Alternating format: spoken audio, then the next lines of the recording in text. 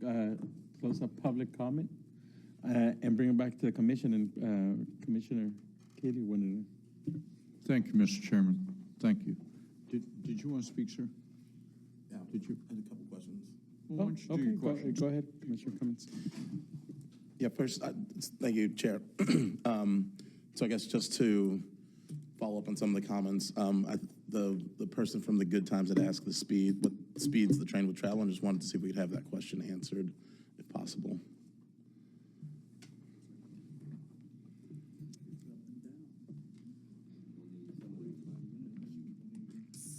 So from earlier conversation, you'll recall a presentation as we developed design standards for this corridor. It was designed with the intent of being able to accommodate a speed of up to 60 miles an hour.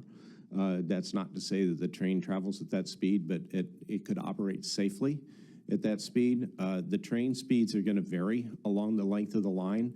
A lot of that has to do with the distance between stations, and as the excuse me, as the question was asked, the number of crossings and other things that are occurring along the line. And so that entire trip, the speed will vary. As it moves into communities, it's going to be moving at a slower rate of speed than it will in some of the stretches where there aren't as many crossings. We can certainly, as a part of a further conversation, give you more detail in terms of what those speeds would look like on a station-to-station basis. And then, is there any opportunity for 15-minute headways? It's not out of the question. Okay. However, the way that, back to the conversation about what we're defining as a baseline project and being consistent with what's in the state rail plan, the number of sidings and the numbers of vehicles in that are built around the premise that it is a 30-minute service. If it were to go to a 15-minute service, obviously there's additional sidings that would be required for trains to pass. There'd also be more vehicles required. And then I'm just wondering, because we haven't really talked about the concept of freight and the revenue that would bring in. And so I'm just wondering, you know, when we think about the freight component, which was kind of left out of this, like what are we thinking about in terms of how much revenue that would help bring in? Because that has been kind of excluded from the, it seems like it's been excluded from the. I could take a shot at that. I mean, our existing line is technically an active freight line. It's not a, you know, booming revenue generator from a freight perspective. You know, the operator that we currently have sent us a notice back in, I don't know, 2021 that they intended to kind of get out of the agreement because they were kind of losing money on the line. So, you know, unless there's a large boom of industrial business that happens in North County in the future, you know, we don't want to preclude freight from happening, but we're definitely not hanging our hat on any kind of future revenue for freight. Just to be totally candid. And I hear you, but I also think that, you know, although we're not hanging our hat on that, there's still an opportunity there. And so, you know, I just wanted to bring that up since we did have somebody talking about, you know, freight funding that's been available. I think there are other opportunities. There may be potential for other opportunities. I think we just have to keep an open mind on that. May I add, you know, freight revenue coming to Santa Cruz is very different than the potential grants available that, you know, could meld with, you know, passenger and freight. There are more, you know, the more modes you have, the more potential opportunities there are for grants. And so from that perspective, we're going to need any, you know, potential grant that is available. So. And I think that's important to acknowledge, because if we are having an opportunity for freight and passenger, I think it's just worth noting that that's going to make us more eligible for more funding. And so I think we should keep that, you know, at the top of our minds when we're thinking about the overall cost. And then last question, then I have some comments, but I did just want to ask if there's a number on how much we've paid for the highway widening and how much we anticipate the additional segments to cost. Because it was brought up by members of the public, but I think to their point, you know, when we think about what we've done in terms of the highway widening, I mean, it's not like we resurfaced all of that area. I mean, it's a very small segment. I mean, it's small in terms of the amount of area width and then the length, getting the cost per mile on that, I think is also really important, and how much we've been paying for the bridges so that we can do a comparison. So do we have those numbers at all, or can we get those numbers when this comes back? I don't have the numbers offhand. However, the numbers that one of the community members cited sounded a little high.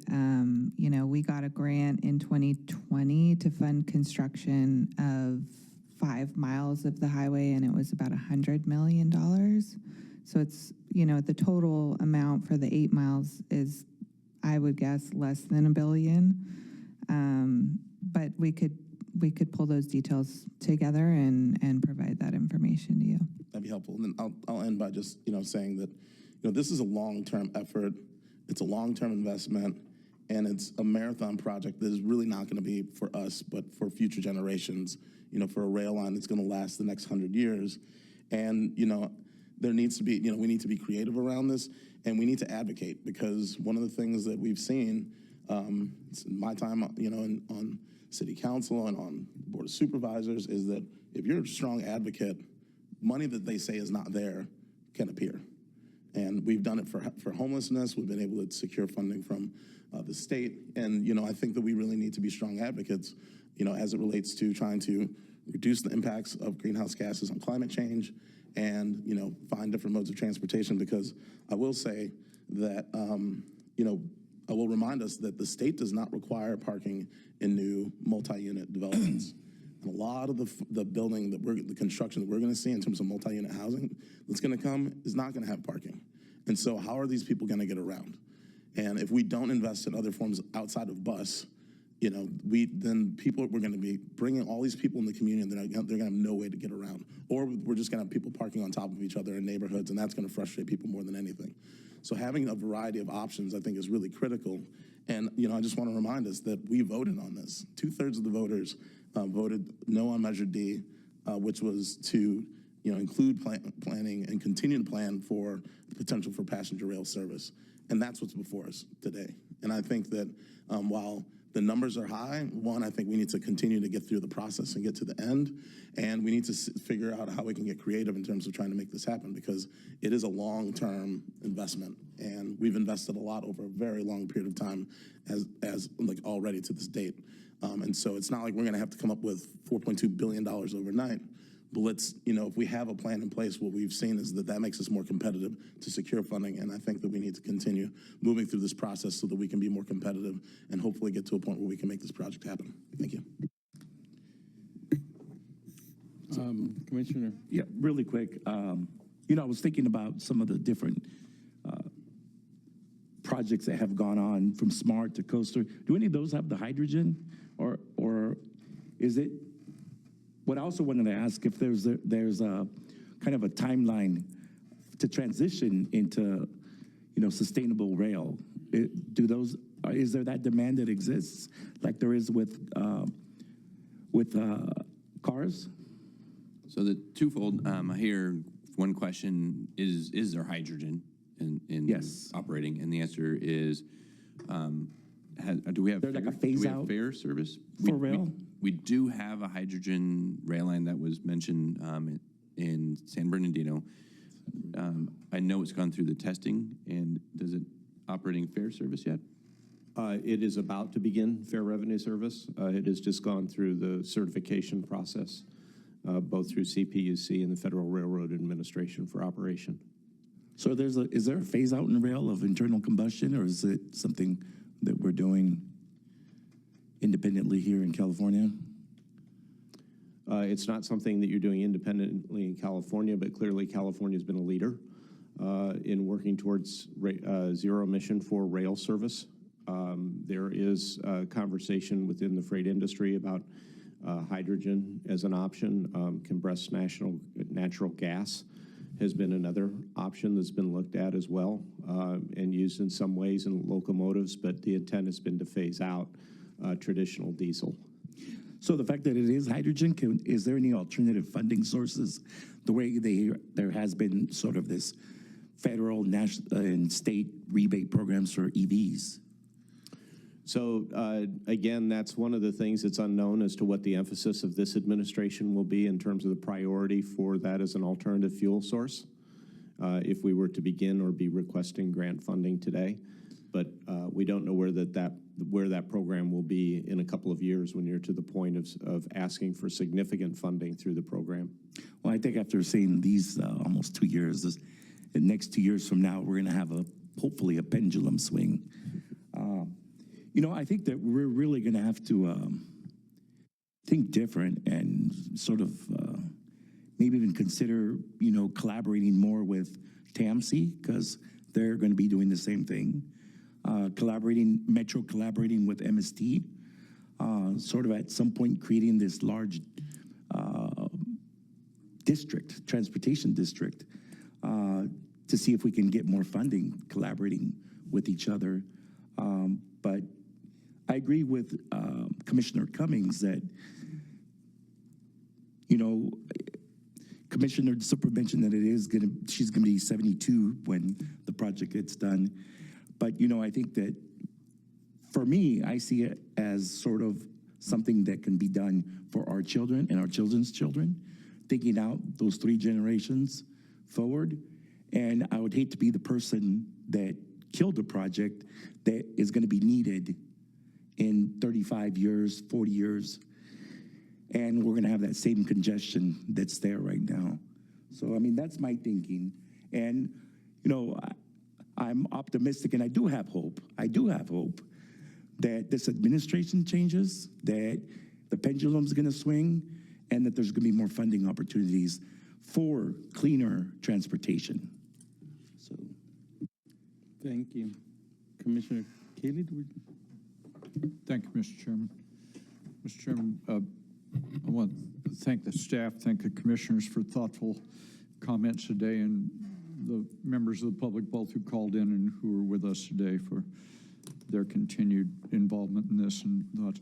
Mr. Chairman, it seems to me, and I could be very wrong because I'm wrong often, but it seems to me that what has happened on this is that we had a vote several years ago about, do we want, as a community, to fund a range of options going forward with regard to transportation and transit in our community for a variety of reasons, and the voters said yes to that.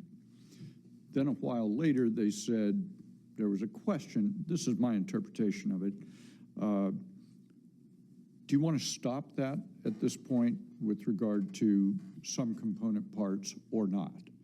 And the voters, I think at that time, given what was in front of them, they said, no, we don't want to stop now. Not yet, anyway. We'll reserve that right later. But here now, under what we understand to be the facts, no, we don't want to do that. I think, at least an observation of this, is that the time, I think, Mr. Chairman, has come where we want to braid together the issues around sort of the engineering and stations and times and headways and frequency and rolling stock and O&M and all of that. We're deeply in that. But if I understand correctly, what's in front of us tonight is an executive summary of a more complete report with appendices and so on that will be, am I right, Ms. Christensen, available both to us and to the public in August. Is that correct? That's correct. Before August, we plan to release the concept report. Okay. So the basis upon which this report was prepared, that will then become available. People can debate and discuss, is the number accurate, where'd this come from, and so on and so on. But I think we're now into orders of magnitude that we're pretty clear about. This isn't going to be $1 billion. It's going to be 4 or more. So then the question becomes, assuming we pursue this, and it seems to me that what we've heard from our executive director, from our consultants, is that something between 20, 30, and 40% of some number around $4 billion we are going to ask that burden be carried locally. And so it seems to me that as that information becomes clearer and clearer, it is appropriate for us to ask as a commission for our staff and our consultants, concurrent with the release of that report, which has all the details in it, and was the basis of this executive summary, that we simultaneously get back from our staff and our consultants a report which says, assuming 40%, assuming 30%, and assuming 20% local share of cost of this, both the capital and, as I understand it, we have a much bigger obligation on the O&M side because there isn't state or federal funding to reduce that, but that'll all be on us.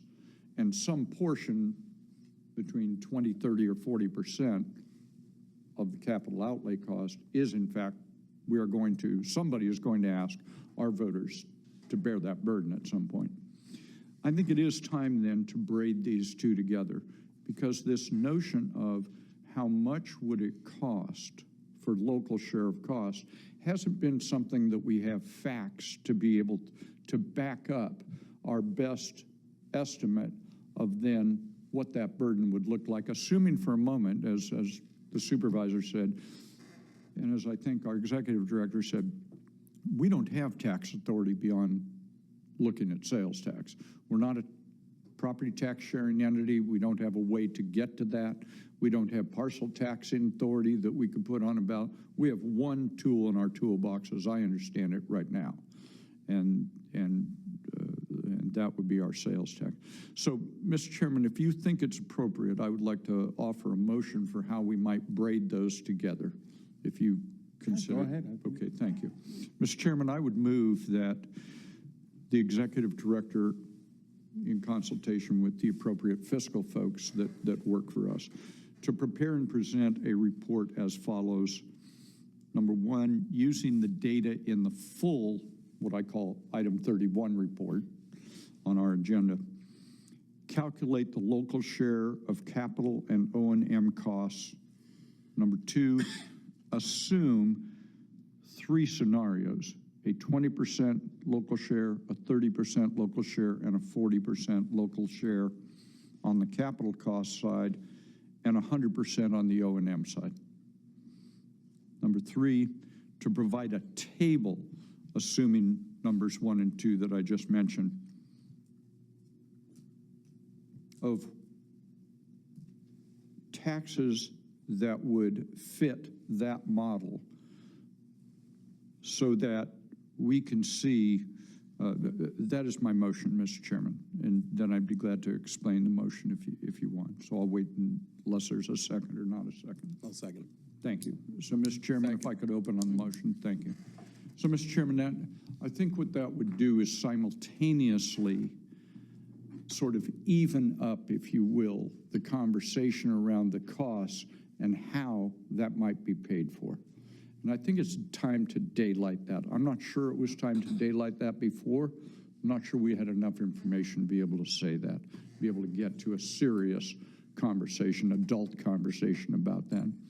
But I think if we get that report concurrent with the release of the underlying document in item 31, that then changes the nature of the conversation.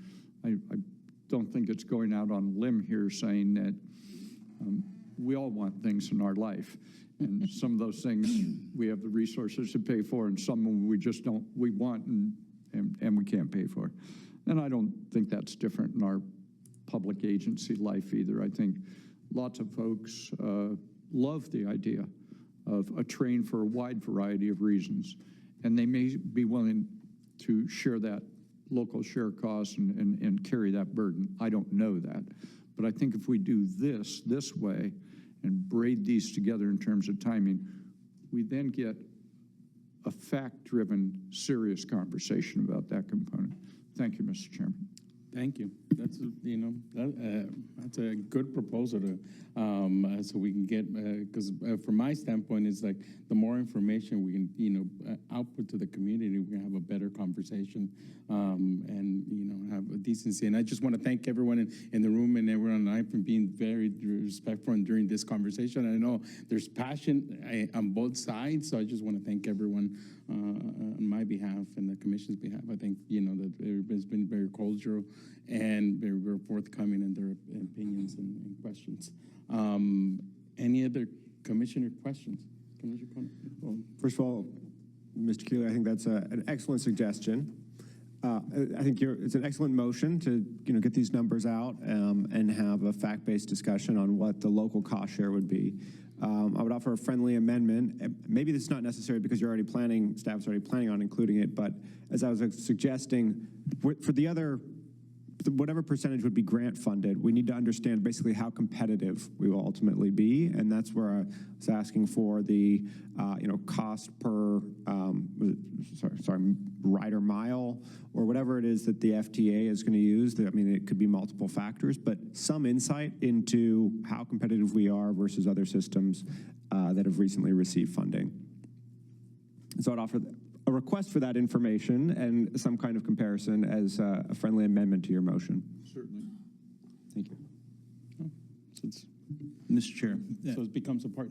Commissioner Yeah, I too would like to offer a friendly amendment to the motion. It seems if we heard from staff and our consultants earlier that some of the grants really only offer a 50% match, and so, or offer a 50% funding, 50% match. So to that end, to item number 2 on Commissioner Keeley's motion, that we go ahead and do both the 20, the 30, the 40, and the 50% to cover that discussion that we had earlier, so we know what that number looks like as well. That would be my only request. Yes, I consider that a friendly amendment. Yes, Mr. Chairman. Thank you. So it's so that's any other add-ons? That were the adding requests. Seems that we're pretty much on the same page. Seeing no other questions, and you have any questions? Just going to be a busy summer for staff, so that's great. With that,